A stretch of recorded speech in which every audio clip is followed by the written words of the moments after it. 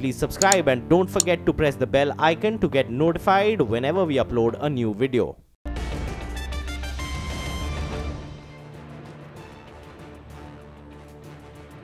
Well, a group of ministers headed by the Bihar Finance Minister Sushil Modi met different stakeholders today to devise a simple single-stage return filing process under the GST regime. Hasn't happened just yet. Speaking to the media just a short while ago, Sushil Modi said that while they have discussed the issue with about 40 stakeholders, the GST Council will take the issue forward shortly. He, however, has confirmed the two return filing forms, that's GST R1 and GST R3B, will continue beyond June 2018. Remember, that's the story that we broke here on CNBC TV18. Another issue was the imposition of GST on employee reimbursement. Sushil Modi saying that he was not aware of such development. Remember, that has been a matter that's been taken forward by the Authority of Advanced Ruling in Kerala. And could that have implications now when it comes to how your perks are taxed? Is going to be a question that we will get our experts to address. Joining me now, Prateek Jain of PwC, MS Money of Deloitte. Gentlemen, appreciate you joining us. So GST R1, GST R3B to continue beyond June. Prateek, meetings continue. There continues to be no breakthrough on that convergence for one return filing form.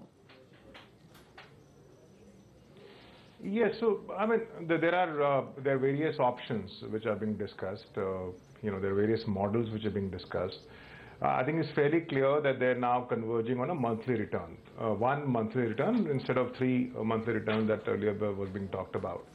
I think the bone of contention is that should the credit be restricted to whatever invoices are being uploaded by the supplier, or there should be some provisional credit should be allowed to the businesses, to the recipient, pending the reconciliation, which has to take place, let's say, over a period of 3 to 6 months. And I think those are the two models being evaluated today. I think there was extensive discussions which took place on that.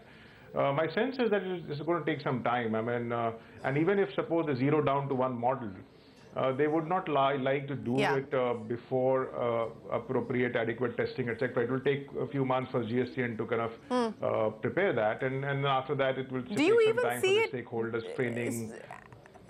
And hence my question, Prateek, that do you see this change happening in this calendar year at all? Because this goes on now till at least June. Do you believe that we could perhaps move to this new system in this calendar year at all? Doesn't seem like. I mean, I think it will happen from the next year, is what the sense I'm getting, because it's going to take time. We are already mid-April, and they have not decided on the model as yet. And after that, the detailed contours of the model will be finalized. You might require a change in law also, depending on which model they choose. That will have to be ratified by the Parliament as well, and all the state governments will have to pass or amend the law as well. So I think it's unlikely that it's going to happen this calendar year.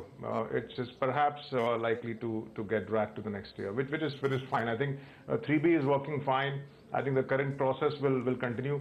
Although they just need to issue the guidelines very quickly that what happens to July 117 till now, because right now GST R2, which is the purchase return, etc., is not being filed. So how will you do a reconciliation, invoice level reconciliation, which is required as per the law today? For you to claim credit, so that remains to be answered. But I don't think this calendar year looks likely at this point in time.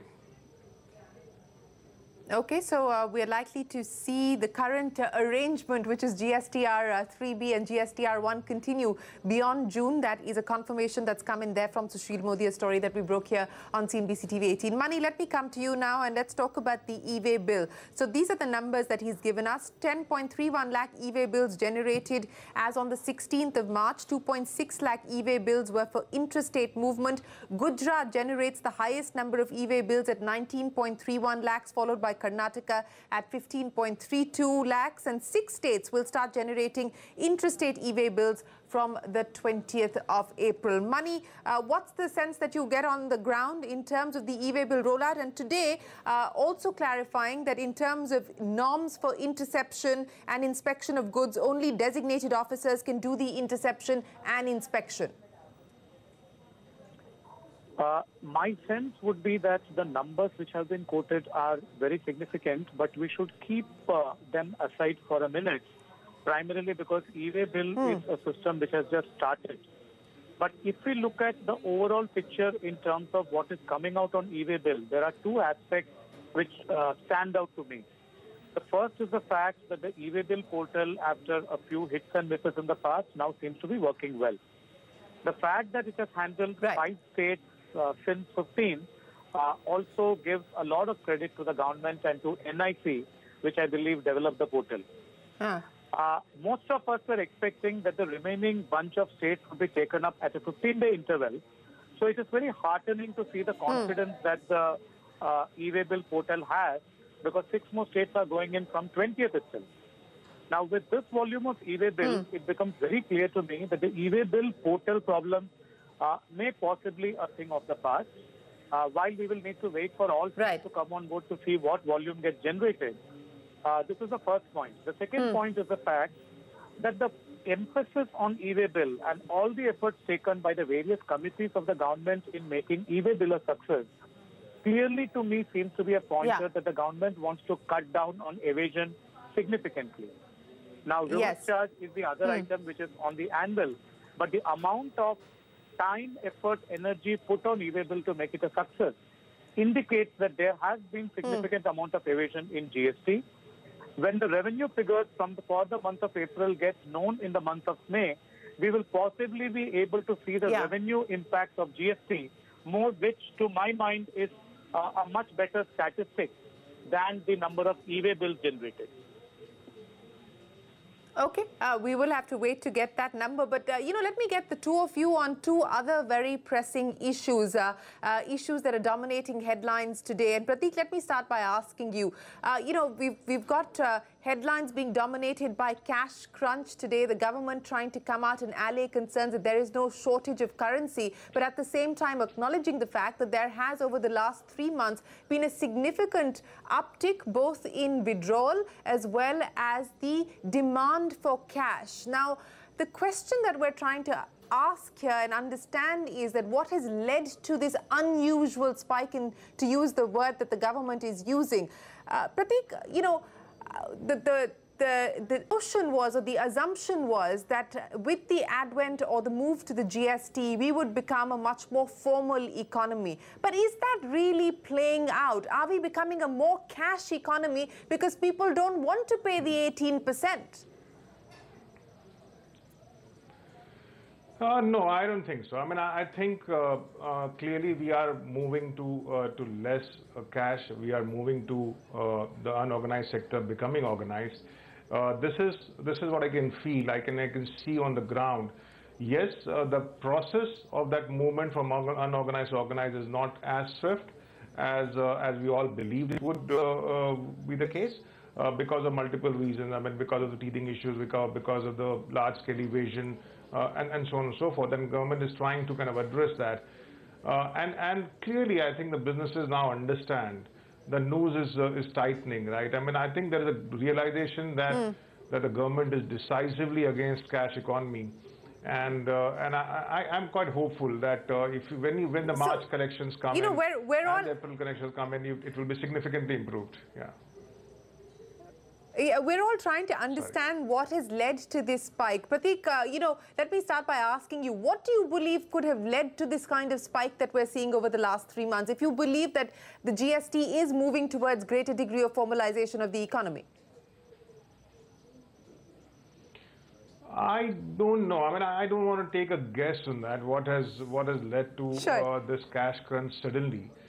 Yes, clearly the GST collections have been falling short by a few thousand crores every month, and that is part of the reason. Beyond that, I mean, what exactly is the situation for the fiscal is something which I don't want to take a second guess on. But all I can say is that I can see this trend reversing, and I'm quite hopeful when we discuss this April in the last week, when we discuss the March numbers, you will see a substantial improvement over what we saw in February. Okay, Mani, do you want to hazard a guess here? I would just say that the spike in cash which we have seen in the last quarter needs possibly to be compared with the spike in cash in the previous year quarter. Now, possibly what is causing the confusion is that last year, same quarter, when you compare, that was a period where we had just come out of demonetization. And therefore, if the figures are compared with that quarter, it may seem to be very, very high. Now, I also think that we need to factor in certain seasonal variation, more so in respect of agricultural production. And this may not therefore necessarily be linked to GST at all. It is quite possible that this is because of seasonal correction, because the first quarter is always a quarter which is very high in respect of agricultural production. And that is where there is a large component of cash that gets in. Now, that component of cash is more at the retail level, while in GST, when we are discussing, we are essentially talking of things which are in a B2B or in a B2C situation. Fair point. Let me then get the two of you to comment on another issue that we do require clarification on, and that is the Authority of Advance ruling in Kerala, which has basically ruled that the levy of GST on the amount charged by employers for canteen food given to employees, saying that this will come under the outward supplies and it would be taxable under the GST Act. Now, this is raising the question on whether other reimbursements are also likely to attract the GST. Prateek, let me start by asking you. Yes, so I think it's a big one. I mean, and we have been sort of telling the government for a long time that this requires a detailed examination. There was a clarification by the government which said that if something which is being provided by the employer to the employee as part of the CTC, the total cost to company, and you don't recover a separate amount for that. For example, you have a free meals, for example, or free, gym facility and or library or transportation, etc., for which there's no recovery happening, and as part of the employment contract, then that will not be subject to GST. Okay.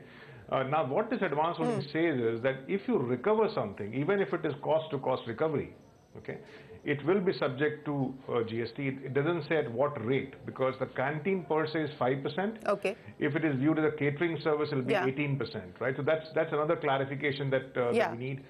But we need to be conscious here. I think that there is a definite case for exemption here, because it's going to lead to a lot of compliance for the businesses, because it's a individual who will consume and they will have to raise hundreds and thousands of invoices if they have to pay GST, and in most cases they will get a credit of input. So it will not lead to any substantial revenue correction for the government, but it will lead to compliance, and also employer and employer related parties under GST law.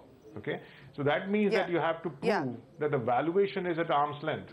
Right. So if the meal is being offered to you for 50 rupees, you have to prove that 50 rupees is the fair market value of that meal. And that could open a Pandora's box, because the authorities might say tomorrow at the time of audit, now look, this meal outside is 75 rupees, so you should be better, you should be paying GST on 75 and not on 50, right? So I think 2-3 issues. One is a clear maybe amendment in law to say that if anything which is provided by the employer to the employee free of cost is not subject to GST, and in other cases there has to be either an exemption or at least a clarification that whatever you recover, only that amount will be subject to GST and not a market value which is subject to GST, right? And a third, on this issue, it needs to be clarified whether it will be 5% in a canteen or it will be 18% treating this as a catering service. So I think there are a lot of issues to be looked at here. Yeah, but it could lead to widespread litigation if this is not done immediately. Okay, Mani, while we're talking about this specific case which involves canteen food, because that was the matter that was before the Authority of Advance ruling in Kerala, the question then is this now going to be applicable to other, benefits as well? Will this apply to transportation, medical expenses, telephone charges? Would you agree there with Prateek that this is a matter that requires some urgent clarification from the government? I would like to mention two things here, Shireen. The first and foremost is this order is a very strange order which possibly should be disregarded and should not be given a lot of importance. Primarily because when you read the order, it appears that there is no reasoning which has been provided on what is the basis on which the decision has been arrived at. The second point is that there is already a Ministry of Finance clarification issued in the month of July after GST came into force, which clarified that when an employer provides services to employees, such as what we are discussing now, several of these would not get covered in GST. Now, possibly the reason why there is this debate and doubt is because of the fact that the GST law says that the services provided by an employee to employer are not taxable. However, there is no broad-based exemption given on employer to employee services. Now, whether that could come through a clarification which is already there, which just needs to be possibly read and implemented in letter and spirit, or whether it needs to be done through an amendment of the law, we'll have to wait and watch. The key point which everyone seems to have missed in this debate is the fact that if it is a taxable perquisite that is being provided by the employer to the employee, that is already being subjected to an income tax. And we can't have an element of expenditure which attracts both a direct tax and indirect tax. That's completely perverse. Because if we extend this division to various other divisions, such as a car provided by an employer to employee at a concessional rate, now we can stretch it to any extent to say that when an employer provides anything to the employee, which is beyond the salary that is contracted, it should attract a GST. I don't think there is a similar practice when we check with various other countries as well where we operate. There is no country in the world which taxes facilities that are provided by an employer to employee, because these are either driven by the contract laws, such as the industrial laws of that country, factory tax in this case, of canteen, or these are treated as employee welfare measures which the employer provides in order to attract better talent. There is no question of this being a taxable service for GST purposes anywhere in the world, and I don't think we should make India a precedent as far as this is concerned. We shouldn't make India a precedent, but Prateek, how confident do you feel that we are going to see some clarification coming in? Because as you pointed out, this was a matter that has caused concern and has been raised by us earlier as well. And of course, in the context of this advance ruling that's coming from the authority of Kerala, we are now going to see more confusion around it. Yeah, it's not going to be quick. Look, I think that it can't be dealt through clarifications, right? I mean, I think that there is a law which says that employer and employer related parties, employer, anything supplying to the employee for which there is a recovery of expense or whatever, I think principally to my mind is subject to GST, okay? Unless the law is amended, okay? And therefore, I think this will require a change in the law, okay? And I don't have a problem principally with the government saying that no, it should be taxed, because let's say if I'm a car manufacturer and I'm supplying the car of 10 lakh rupees at 5 lakh to the employee, or let's say free of cost, I'm just supplying it. I mean, I think there is a case for it to be subject to GST, because if I had paid cash to the employee, an employee would have purchased it from outside, it would have incurred GST, right? So therefore there is a case. But the issue is that in these kind of reimbursement like meals and transportation and all of those things, it will just lead to a lot of compliances and without any commensurate benefit on the revenue collection. So I think this issue needs to be resolved, but I don't think it will happen through clarification. It will require an amendment in law, and that will take time. I don't see a quick, like in a month or two, kind of a resolution of this. No.